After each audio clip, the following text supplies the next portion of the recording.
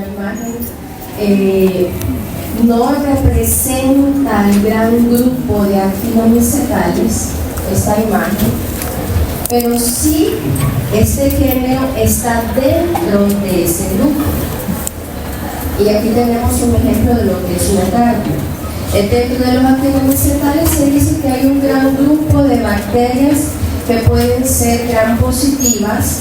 Ustedes pues ya vienen de varias clases sobre bacterias y ya saben diferenciar entre una pared gram positiva y una pared gram negativa. Dentro de este grupo, en su mayoría se comportan como gram positivas.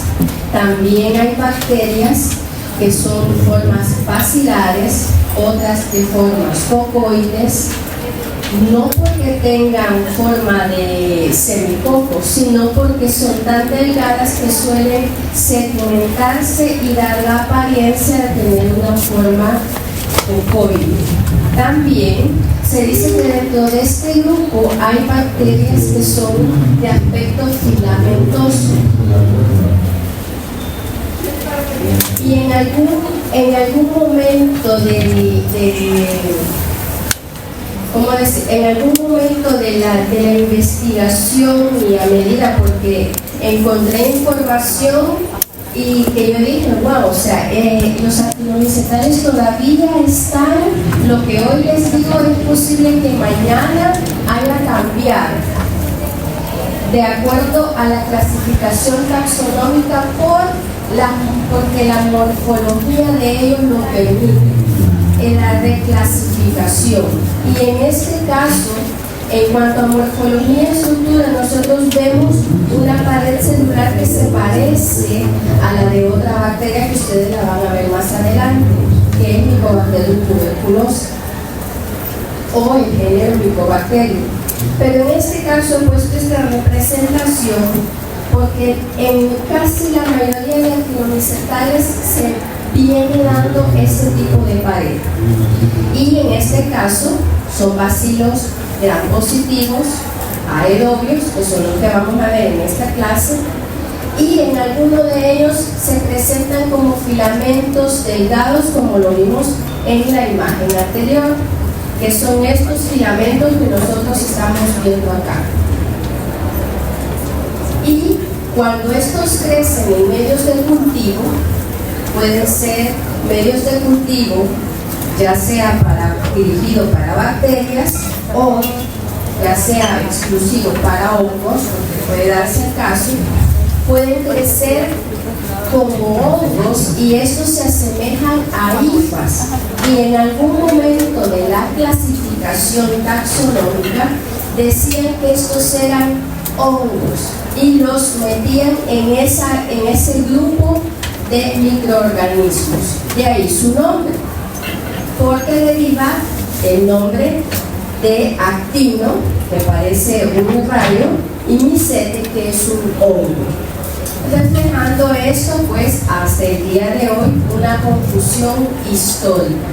Pero hoy ya se sabe a través de biología molecular y otros estudios que pues son bacterias y no pertenecen a hongos. Aunque en micología o en el departamento de microbiología, nosotros en la sección se estudia tanto nocardia y otras bacterias actinomicetales dentro de la sección de micología, porque producen enfermedades que se parecen a otras que la producen los hongos. Ahora, en cuanto al hábitat, que eso es parte de generalidades. Se dice que en un 64% está compuesto de la biomasa de bacterias que encontramos o de los microorganismos, está en los suelos. Esto quiere decir que ella sobrevive, es más, la podemos tener nosotros acá.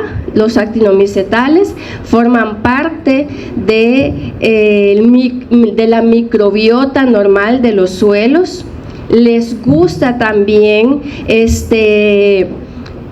por vivir en el suelo, ellos descomponen tanto la celulosa como la quitina, y a esto pues se clasifica como organismos quimio-organotróficos. También ellos forman parte de aquellas bacterias que renuevan nutrientes en la tierra y producen lo que es el humus. Ahora, dentro de la clasificación moderna, como decía antes, se clasificaban como hongos. Hoy se sabe que gracias a los avances de la biología molecular y la secuenciación de todos los aminoácidos, se ha determinado con precisión la clasificación de estos microorganismos. Aquí nosotros podemos ver un grupo diferente de actinomicetales, y dentro de ellos podemos ver algunos que sí tienen características de crecimiento como si fuesen hongos, otros como si fuesen bacterias, y así sucesivamente dentro de los 4 fragmentos que han hecho ahí de crecimiento de bacterias. Y esto es en base al contenido de guanina y citosina en su ADN, y esto ha permitido pues la categorización más detallada y precisa. Cabe recalcar que en la microbiología de Jawetz, en la última edición que ustedes tienen, mencionan la guanosina y no guanina. Entonces, como ustedes ya saben, guanosina es como se le llama cuando está en el ARN mensajero, y guanina es cuando está cuando se estudia a través del ADN. Entonces, puede ser que en algún momento yo hable de guanosina refiriéndome al ARN mensajero, y puede ser que yo diga guanina refiriéndome al ADN. Y de igual forma es el mismo contenido. Ahora, en cuanto a características morfológicas, como venía diciendo, forman estructuras ramificadas que son similares a hongos. Ahí ustedes pueden ver en la parte izquierda que es un crecimiento de bacterias y pertenece a una especie que ya la vamos a ver más adelante, y pues da la apariencia de que es un hongo. Su respiración, en su mayoría, los que vamos a tratar ahorita son aerobios, hay anaerobios también, que no vamos a hablar de ellos en este momento, y el alto contenido de guanina y citosina, y que hace la diferencia a otros gram positivos. En este caso yo leía que el porcentaje de guanina y citosina va en un rango de un 70% mayor que en otras bacterias cuando hacen la comparación. Entonces, esto es importante porque la guanina y la citosina nos van a definir molecularmente a qué bacteria nos estamos enfrentando. Ahora, en cuanto a la importancia farmacológica dentro de los actinomicetales, a través de los años que se ha venido estudiando desde 1940, Selman Waksman descubrió la actinomicina, y eso le dio lugar a él para que ganara un premio Nobel. También se hace la producción de antibióticos a través del estudio de estas bacterias, y como decía el licenciado Josué en su clase, está especialmente estudiada lo que es el Streptomyces. ¿Qué antibiótico es el que producía Streptomyces? La streptomicina. Entonces, es de importancia, no es que todos sean malos, sí producen patologías, pero en su caso también son de importancia farmacológica, y aquí tenemos un ejemplo de ello. Ahora, vamos a hablar de géneros representativos. Dentro de los géneros representativos de los actinomicetales tenemos al Mycobacterium, que ustedes ya saben que entra dentro de los patógenos. También tenemos al Corynebacterium, y aquí voy a agregar otro más, que es Nocardia, que también la vamos a tener en estudio. Hay otros que están en el suelo y que sí, también están en estudio, pueden producir patologías, pero no son clasificados como tales, sino que se utilizan para otros fines, y los farmacéuticos también.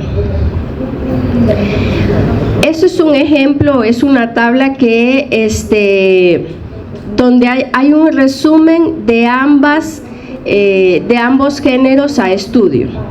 Está el organismo, está la bacteria Corynebacterium, hay características generales y las enfermedades asociadas a ellas.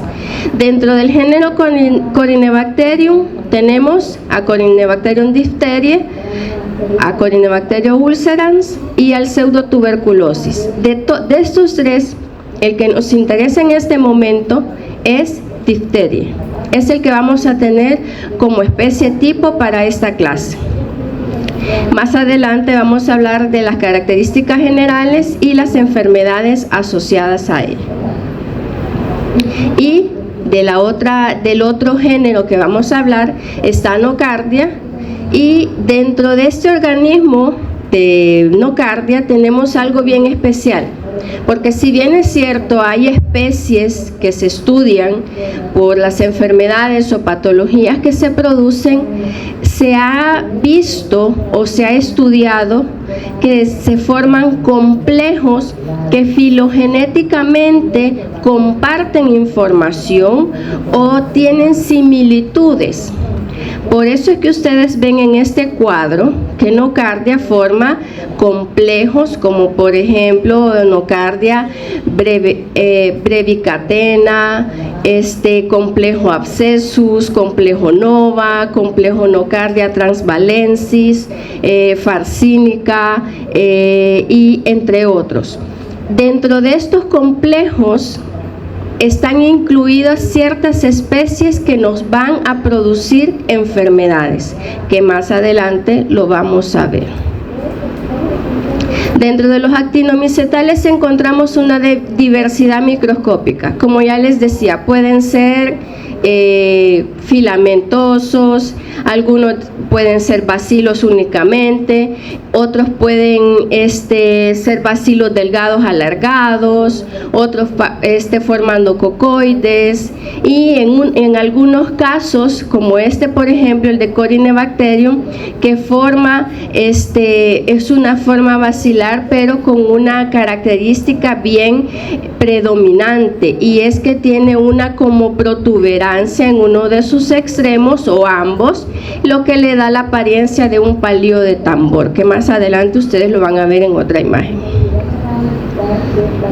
Ahora, para resumir, los métodos de identificación microbiológica para los actinomicetales en general, primero se tiene que tomar en cuenta que no hay un método unificado para identificar estos bacilos gram positivos, sino que a medida se han descubierto y a medida se va estudiando su material genético, pues así se van clasificando.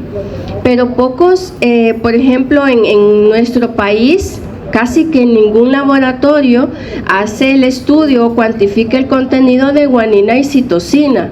Por lo tanto, eso se lo dejamos pues allá donde están estudiando y donde están haciendo esas clasificaciones taxonómicas y van colocando a cada una de las bacterias.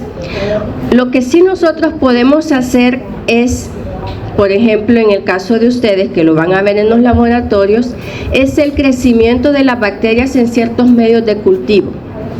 Y ese crecimiento en esos medios de cultivo es lo que nos orientan a nosotros a clasificar a los microorganismos que tenemos, pero esto en base a los estudios de biología molecular que se están haciendo. Por lo tanto, la identificación básica a la que nosotros nos sometemos es a la que ya está establecida, únicamente aplicando el conocimiento y los fundamentos que nosotros estudiamos. Ahora, en cuanto a características de tinción,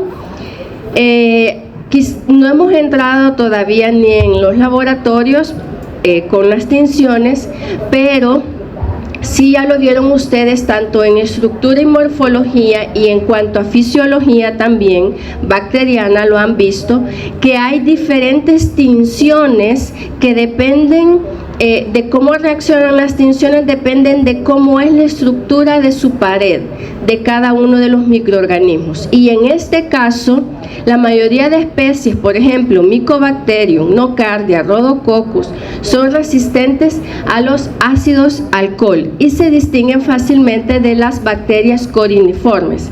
En este caso, ¿por qué hago mención de esto? Porque, por ejemplo, Nocardia, que es una bacteria, el género que tenemos en estudio, se parece bastante a lo que es Mycobacterium. La literatura dice que es débilmente ácido alcohol resistente, pero nosotros no lo tomamos como una debilidad de ella. No es que sea débil, sino que es parcialmente ácido alcohol resistente. No es como Mycobacterium, porque no contiene la misma cantidad de ácidos micólicos, pero sí comparten similitudes en su pared y se comportan de esa forma, y esto hace que se haga una distinción, por ejemplo, con las bacterias coriniformes, que en este caso sería Corynebacterium. También hay otra cosa que es la morfología y la esporulación, que eso lo vamos a ver pues obviamente a la hora que nosotros hagamos las pruebas de tinción u otras pruebas igualmente de biología molecular que podamos clasificarlos. En este caso, dentro de los actinomicetales encontramos a Bacillus y Clostridium, que forman esporas, y esto nos ayuda a reclasificar taxonómicamente a estas bacterias. Y hay otras pruebas bioquímicas mucho más avanzadas para poder clasificar a todos estos microorganismos. Y en este caso, si ustedes ven, yo estoy mencionando muchas otras bacterias que no están incluidas dentro del estudio de esta clase, pero las menciono para que ustedes vean que dentro de los actinomicetales es una enorme gama de microorganismos y de bacterias que comparten similitudes filogenéticas, pero que morfológicamente o cómo actúan o cómo crecen dentro de los medios, tal vez ustedes digan, esto no tiene nada que ver una con la otra. Pero cuando se hacen estudios moleculares, ahí sí se ven que hay similitudes entre ellas.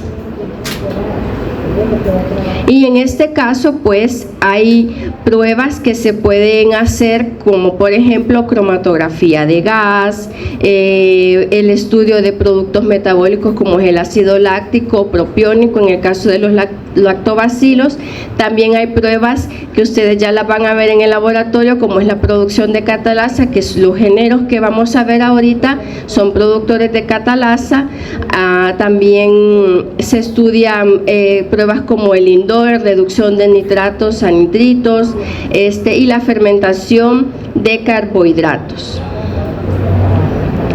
Ahora, hay técnicas modernas de identificación bacteriana, que es lo que les he venido diciendo, y entre ellas está la secuenciación genética, que nosotros ya sabemos que en este caso el gen que se va a estudiar es el ARN ribosomal 16S. También hay espectroscopía, En este caso esta prueba ya está en el país. Yo tengo conocimiento de que al menos en el Rosales creo que la están haciendo, si no me equivoco, ¿verdad que sí? Es Malditov, que esta nos ayuda a clasificar de mejor no de mejor forma, sino que nos da una mayor exactitud a la clasificación de las bacterias. También la aplicación en microbiología clínica, en este caso, esa tecnología, bueno, cuando hacemos estas dos clasificaciones, nos ayuda, a orientar tanto al médico, porque a veces pacientes, y eso es una quizás anécdota, a veces llegaban pacientes que parecía que tenían tuberculosis y tal vez no era tuberculosis la que estaba, no era la enfermedad que tenía el paciente, sino que era una nocardia la que le estaba haciendo pues los diferentes síntomas. Entonces esto ayuda pues a darle una guía al médico. Y hoy sí vamos a hablar Disculpen si voy rápido, pero hay otra clase, entonces voy a ir avanzando así. Vamos ya a entrar de lleno al estudio de Corynebacterium y, como les decía anteriormente, según el orden de los objetivos, primero iba Nocardia y después Corynebacterium. Pero para que ustedes tengan una guía y empezar de menos a más, Corynebacterium es un bacilo gram positivo que no lo sometemos a otro tipo de coloraciones para poder hacer su identificación. Pertenecen al filo Actinomycetota, según una clasificación que esto todavía está en estudio, porque hay otros que dicen que es un actinobacterial, hay otros que le cambian el nombre y dicen que no es ese el nombre. Entonces lo vamos a dejar para efectos de estudio, así como está aquí, y así se les va a preguntar en el examen. Y pues aquí tenemos una imagen creada por la IA de cómo sería un Corynebacterium. Ustedes ven que no es un bacilo como normalmente nosotros lo hemos visto al microscopio, sino que tiene como unas protuberancias, por decirlo así, en sus extremos opuestos, y eso le da cierta apariencia a ellos cuando lo vemos en tinción gram normales. Ahora, Corynebacterium hay ciertos microorganismos, hay características generales que ellos tienen. Dentro de los organismos de estudio, como lo vimos al principio, hay varias especies, como lo es difteria, ulcerans y pseudotuberculosis. El que vamos a estudiar ahora es difteria.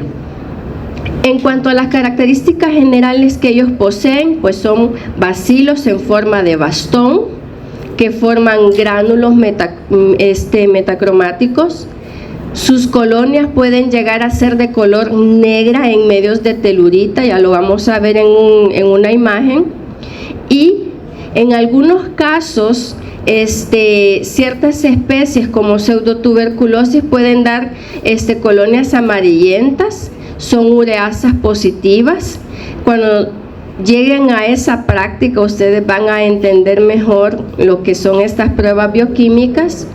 Y hay enfermedades asociadas a cada una de ellas, y la que nos interesa o la que nosotros nos vamos a concentrar son aquellas cepas toxigénicas. La licenciada Magaña en su clase les mencionó algo de un bacteriófago que puede infectar a una bacteria y que esta puede producir una enfermedad y lo que le ayuda a ser más virulenta. Pues este es el caso de una de ellas, porque hay cepas toxigénicas y esa cepa toxigénica es la que nos produce la enfermedad de difteria.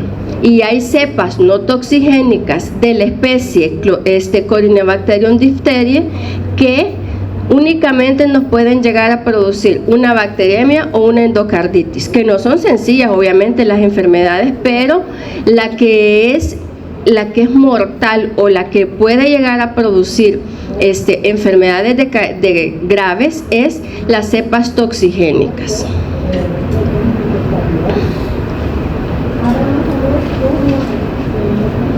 Y aquí es un ejemplo de lo que les decía anteriormente. Hay dos medios de cultivo, uno que ustedes ya lo van a conocer, que es el agar sangre, donde vemos colonias pues que podrían confundirse a simple vista con otra bacteria. Esto es un Corynebacterium y se ven colonias blanquecinas, puede haber cierta hemólisis, pero no hay más rareza en ese crecimiento. Pero cuando nosotros los colocamos en medios selectivos para estas bacterias, sí nos dan cambios en cuanto a cómo lo observamos de manera macroscópica. Y podemos ver en el agar telurito con potasio que son colonias pues de color negro o un negro parduzco, dependiendo de la especie a la que nos estemos enfrentando. Y en este caso es un Corynebacterium diphtheriae. Ahora, ¿qué características generales tiene Corynebacterium? Hablamos de todas las especies. Aquí hay una visión mejor de cómo lo verían ustedes si nosotros llegásemos a hacer una coloración con la tinción de Gram. Y observamos que son bacilos rectos, pueden ser ligeramente curvados y tienen una forma típica de V o de letras chinas. Eso es quien lo vio por primera vez, y es por la forma en que ellos se organizan cuando se hace la coloración y no hacemos el frotis así como ustedes lo hicieron la vez anterior. Se recuerdan que lo hicieron de medio sólido, bueno, algunos no lo han hecho todavía, pero de medio sólido a la placa. Generalmente estas disposiciones los vemos cuando lo hacemos a partir de medios líquidos. Las disposiciones no se pierden y podemos observarlas, y si no, pues también podemos verlos a través de esas muestras clínicas que nos llegan a nosotros y podemos ver estas disposiciones morfológicas. También hay otra característica que se le denomina como palillo de tambor. Si nosotros elevamos nuestra imaginación y vemos cada uno de estos bacilos que están señalados aquí, podemos observar que sí, en evidencia parecen palillos de tambor. El tamaño pues va desde los 2 a 6 micrómetros de longitud y 0.5 micras de diámetro. ¿Qué propiedades fisiológicas nos ayudan a clasificarlos? Pues primero son gram positivos por la tinción de Gram, son catalasa positivos, son no esporulados. Cuando menciono esto es porque dentro de los actinomicetales hay bacterias que sí son esporuladas. Entonces hay que agregarlo dentro de las características que están acá. Y no tienen movilidad, no son móviles. Hay más de 50 especies, quizás ustedes si buscan literatura van a encontrar que dice que hay más de 100 especies en estudio. Leí otra que decía que había más de 30 especies, entonces para ponernos de acuerdo yo dije voy a poner 50 especies. No, mentiras, en la literatura decía que 50 especies. Dentro de todas estas 50 especies, casi todas o en su mayoría son patógenas y forman parte de del microbiota o el microbioma de la piel. En cuanto a taxonomía e historia, discúlpenme que se ve un poco borroso, pero es porque cuando hago la creación de la diapositiva, pues hago agrandamiento de ella para que ustedes puedan observar bien el diagrama. ¿Mande?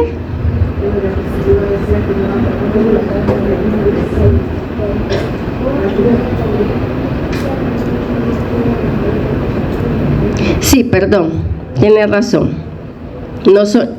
Dentro de las más de 50 especies, en su mayoría no son patógenos, y solo aquellas que he mencionado dentro de la clasificación sí son patógenas.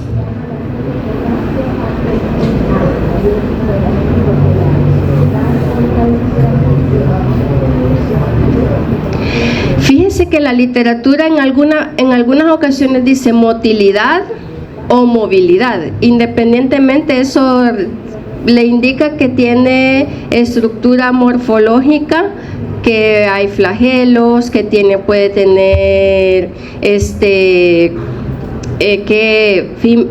¿cómo se llama? Pilis para su movilidad o su adhesión, pero en este caso no hay flagelo que le pueda dar movilidad o motilidad. Esa cosa no me...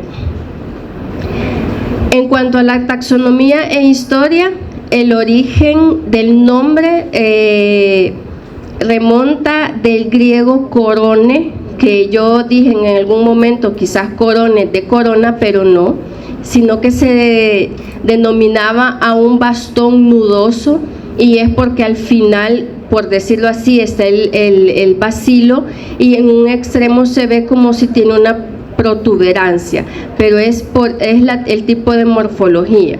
Y bacterium, que de Corinebacterium, es porque es un bastoncillo que al final tiene como una nudosidad, así lo clasificaron. La creación del género fue por Lehmann y Neumann en 1896, y esto lo hicieron para poder clasificar aquellas bacterias que provocaban la enfermedad de la difteria. En cuanto a la clasificación moderna, como les venía diciendo, tiene que hacerse estudios de ribosoma 16S y aparte de eso, ver el contenido de guanina y citosina en el ADN, o en el caso de que ustedes busquen información, guanosina o citosina.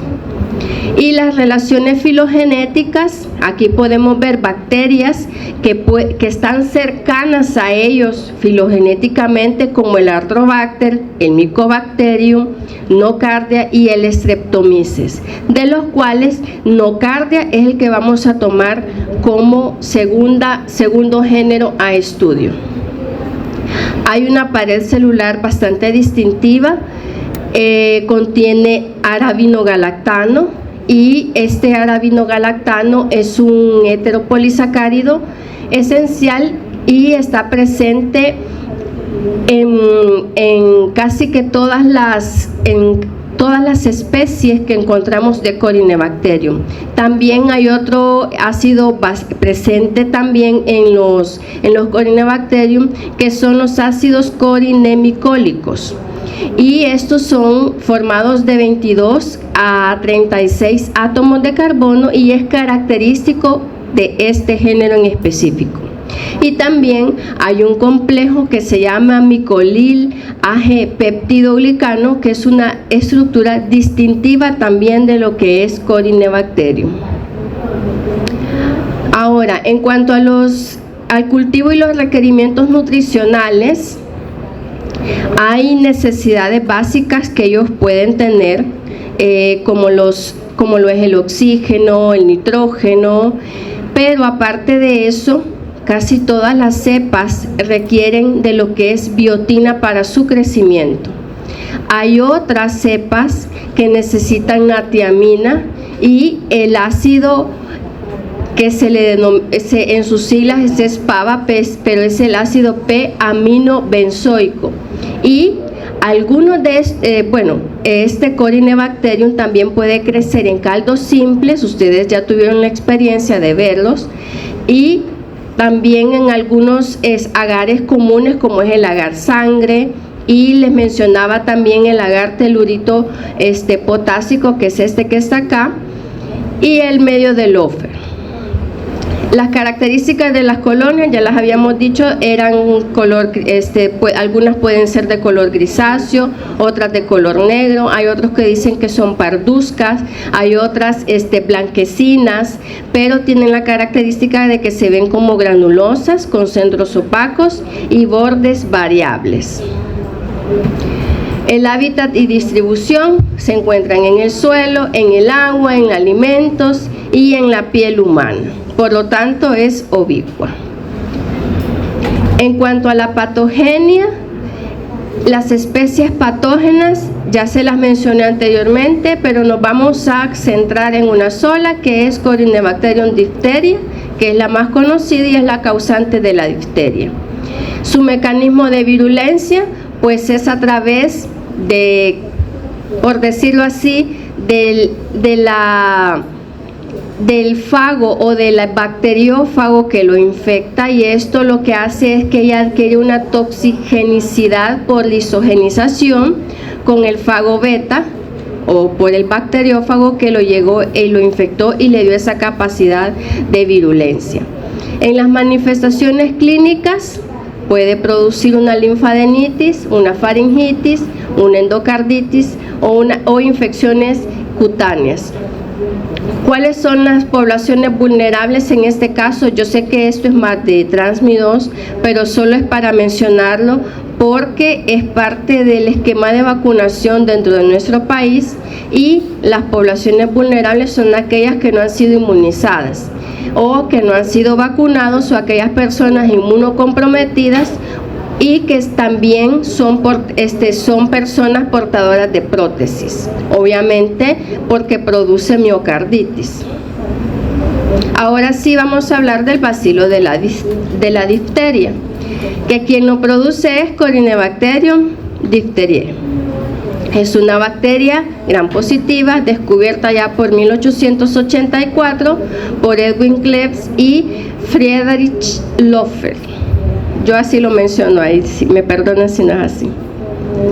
Y es el agente causal pues de la difteria.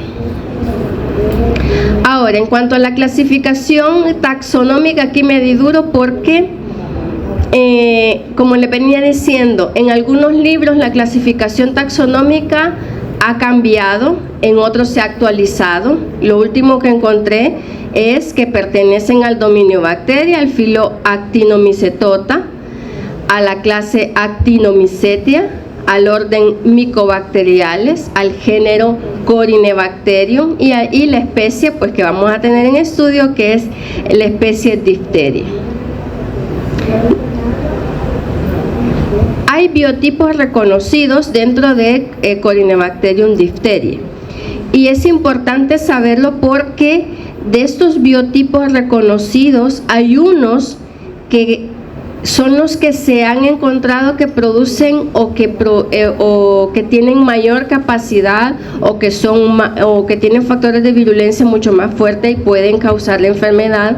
Y en este caso, mitis es la variante con las características de virulencia intermedia. Está gravis, que ya usted se va como guiando por quién es el que produce la enfermedad más severa por el nombre.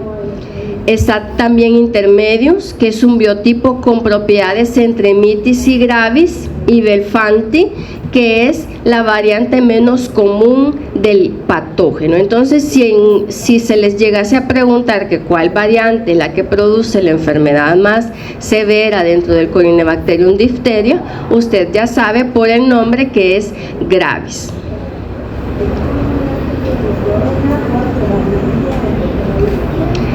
Las características morfológicas ya se las había mencionado anteriormente, y esta es otra imagen que encontré que bastante no es como la otra, que se ven bien bonitos los bastoncitos o los bacilos, perdón, con su protuberancia a los extremos, pero ahí lo pueden ver ustedes que es un bacilo recto. Algunos son ligeramente curvos, no esporulados. Ahora, dentro del Corynebacterium diphtheriae hay pleomorfismo y hay toxigenicidad en estas corynebacterias. ¿Por qué razón? No sé si logran ver la letra. No mucho.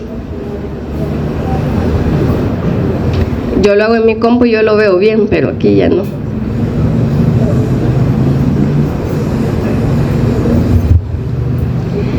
El pleomorfismo se puede dar tanto en su morfología microscópica como de colonias. Si ustedes observaron, dependiendo de la especie, dependiendo a veces del biotipo al que nos estamos enfrentando, así van a crecer en los medios de cultivo.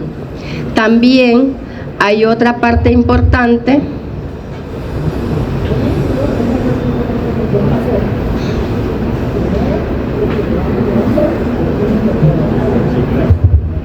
es la conversión por bacteriófagos, que es lo que les explicaba la licenciada Magaña en la clase anterior. Y es porque no todos los Corynebacterium diphtheriae son toxigénicos, sino solamente aquellos que pues han sido infectados o ha llegado el bacteriófago y les ha dado esa capacidad virulenta. Entonces, si hay un fago que los vuelve toxigénicos, entonces este tiene la capacidad de producir la enfermedad de difteria. Ahora, en este caso, cuando sucede esta situación, les explicaba a la licenciada que esto puede llevar o puede trascender genéticamente a esas hijas cuando sucede la fisión binaria o la división de cada una de las bacterias. Entonces, esto es un rasgo que lo puede heredar la siguiente bacteria que se sufra de la fisión binaria. Ahora, hay pérdida de la toxigenicidad. Cuando esto sucede es primero cuando se hacen los subcultivos de bacilos toxigénicos, y esto se hace primero porque se enfrenta a un antisuero específico contra ese fago, y esto hace que se pierda lo que es la toxicidad. Y también está el otro componente, que es la conversión lisógena. ¿Qué hora es? Bueno, también la producción de toxina ocurre cuando también el profago de Corynebacterium diphtheriae, el lisógeno, se activa y lisa a la célula. Entonces aquí todo esto lo que nos da es el pleomorfismo y la toxigenicidad de Corynebacterium. Y pues también esto está controlada únicamente por ese gen del fago que pues llegó a esa bacteria, a Corynebacterium diphtheriae, y es la que nos da la enfermedad. Esto es una estructura de cómo sucede el mecanismo o cómo trabaja la toxina difterica, y pues hay efectos patológicos porque hay una interrupción de la síntesis proteica, hay una acción intracelular por la inactivación del EF2 que se los explicó la Lic-Magaña, hay una entrada a la célula por endocitosis mediada por un receptor, y pues y hay otra parte que es importante, que es cómo es la estructura de la toxina, que acordémonos que esta toxina es del tipo AB y hace sus efectos cuando ésta se divide. Aquí tienen el ejemplo de lo que es la toxina, que es de tipo AB, y lo que les decía anteriormente. No vamos a entrar en detalle con esto porque no es el objetivo de la clase. Las manifestaciones clínicas: hay difteria cutánea.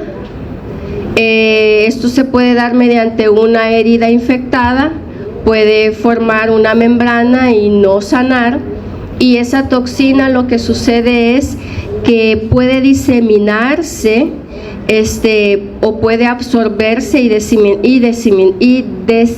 diseminarse a través de la linfa o de la sangre, y puede dar efectos sistémicos leves. Cuando esto sucede, cuando hay una absorción de la toxina, puede llegar a desarrollarse anticuerpos, y esto pues le da protección al hospedero. Puede dar también infecciones localizadas, y esto, el Corynebacterium diphtheriae, no hay necesidad de que sea toxigénica para que pueda producir este tipo de cuadros clínicos. También tiene la característica de que no va a invadir lo que son tejidos profundos, ni va a entrar en lo que es en algunas ocasiones el torrente sanguíneos. Puede dar lo que son endocarditis, puede dar septicemia, y esto es causado más por lo que son Corynebacterium que no son toxigénicos. Esto es un cuadro que les voy a dejar de cómo es la transmisión de lo que es la difteria. Es un resumen de cómo se adquiere. Hay algunas cosas que no se tratan en Transmisibles 1, pero que es importante que ustedes lo sepan.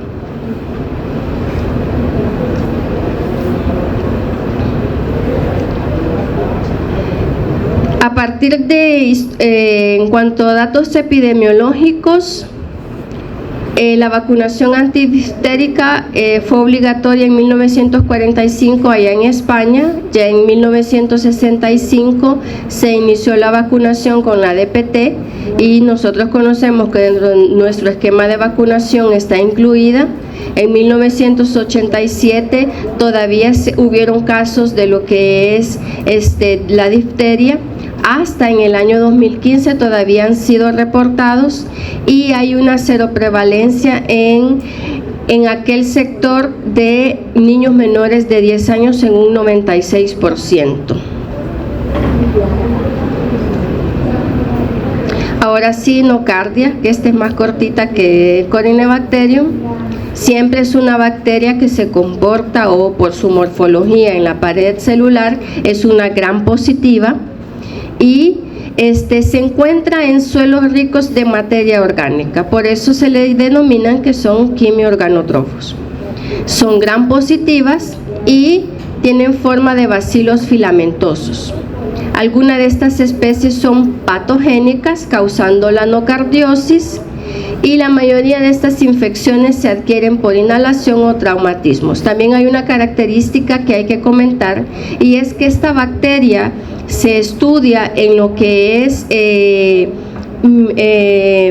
lo que son enfermedades causadas por hongos, porque hay una enfermedad que se llama micetoma, que también puede producirse por hongos, pero en este caso nocardia puede producir lesiones similares, no iguales, similares, y por eso también se estudia en el área de micología. No sé qué le pasa. Características principales son bacilos aerobios estrictos que forman hifas ramificadas o micelas. En este caso se mencionan como hifas ramificadas, aunque no son hifas verdaderas, porque no son hongos, sino que son bacterias. Pero ahí dice que son similares a hongos por el crecimiento que se da en los medios de cultivo. Su pared celular es gram positiva, aunque se tiñen como gram negativas por su pared similar a las micobacterias.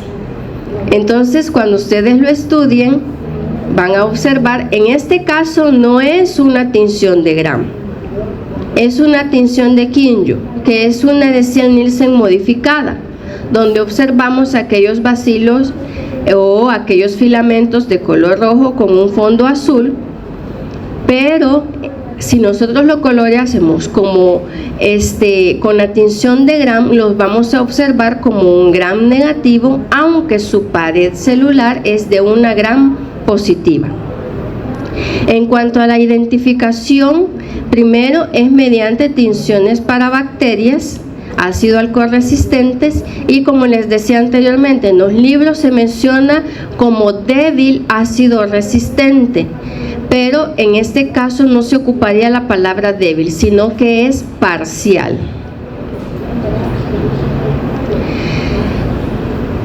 Esto es en cuanto a aspectos fisiológicos, y es que puede producir una serie de enzimas que le ayudan tanto a sus factores de virulencia, y es que le permiten invadir y destruir los tejidos del huésped. Por ejemplo, la producción de la enzima catalasa, que es parte de ¿qué tipo de respiración? ¿Se recuerdan? Oxidativa. También está la producción del superóxido dismutasa, y lo que hace es bloquear los efectos oxidativos de los estallidos respiratorios que suceden. También hay producción de proteasas y lipasas. En cuanto al estudio de su virulencia y patogenicidad, se dice que nocardia es de baja virulencia, porque se considera como patógenos oportunistas, y generalmente están en aquellas personas que son inmunodeprimidas o que están pasando por un proceso, por ejemplo, de trasplante. Son bastante, pues, se podría decir que expuestas a que sufran una enfermedad por esta bacteria. Y como les decía, las dos principales enzimas, la catalasa y la superóxido dismutasa, forman parte de sus factores de virulencia.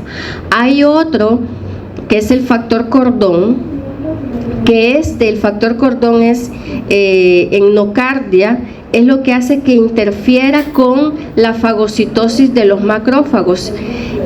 Y esto es importante saberlo porque estas tres cosas, lo que son las enzimas y el factor cordón, son los que se someten a estudio para ver qué tan los factores de patogenia o qué tan virulenta puede ser la cepa a la que nos estemos enfrentando. Y las especies patógenas, pues tenemos a Nocardia brasiliensis, a la Nocardia otitidis caviarum, a la Nocardia asteroides, y estas son las de interés médico. En cuanto al cultivo y crecimiento, va a depender de la especie a la que nos enfrentemos. Son de aspecto variable, pueden crecer en diferentes medios de cultivo y tienen un crecimiento lento.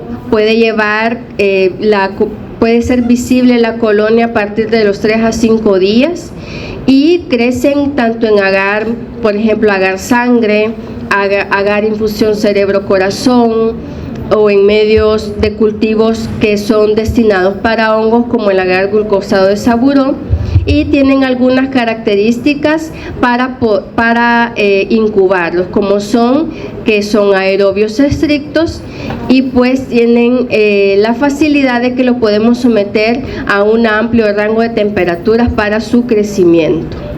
Y ahí podemos observar en las imágenes que no se parecen a las bacterias que normalmente nosotros vemos en el laboratorio, sino que pareciese más que es un hongo el que estamos viendo allí, pero realmente cuando hacemos los estudios pues nos enfrentamos a una bacteria. Y este cuadro lo tienen ustedes en Yagües, por si quieren irlo a ver, y allí Nocardia, si bien es cierto hay especies que son patógenas y de interés médico, ahí lo ponen como complejos. Hay varios complejos y dentro de ellos pues Yagües lo describe como varillas positivas resistentes al ácido, finas, ramificadas y moldeadas. Y esto puede llegar a producir lo que son infecciones respiratorias, heridas, absceso cerebral, y no incluyen lo que son pues el micetoma que nosotros conocemos o que podemos estudiar.